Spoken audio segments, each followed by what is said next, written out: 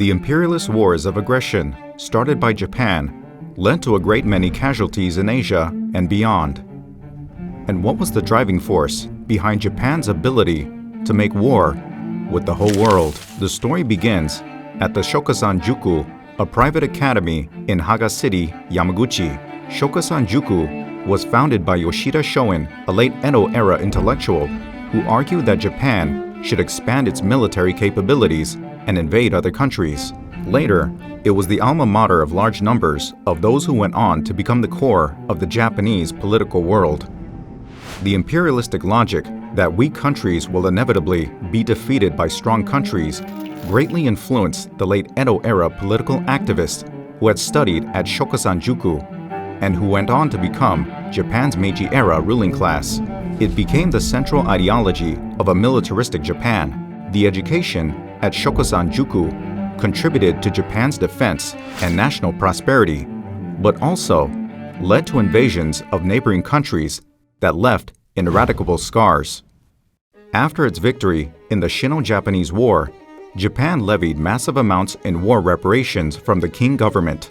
Japan used these reparations to expand its military capabilities. It invested in the steel industry as well as in railways and electricity, building its strength in order to realize its military ambitions.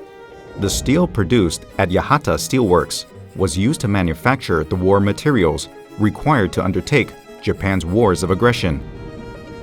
Nagasaki shipyard produced ships and torpedoes. Torpedoes used in the attack on Pearl Harbor were made at Nagasaki shipyard.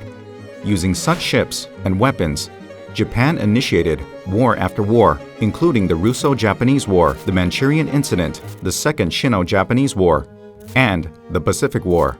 In these wars, a great number of civilians in Manchuria, in China, in Southeast Asia, and on islands in the Pacific were slaughtered, taken captive and abused, and subject to numerous other crimes against humanity at the hands of the Japanese. Additionally, in order to solve labor shortages caused by Japan's prolonged wars of aggression, Chinese people, Koreans, and tens of thousands of Allied prisoners of war were forcibly conscripted and forced to work by Japan. It can therefore be said that Japan's industrial heritage was military in character from its outset. And yet, these shipyards, mines, and steelworks that produce weapons and material for war have been packaged instead as a model example of an industrial revolution accomplished in the space of a few decades when it took the West several centuries to achieve. In 2015, at the 39th session of the World Heritage Committee, the sites of Japan's Meiji Industrial Revolution, including sites such as the Hashima Island mines, were registered as World Heritage.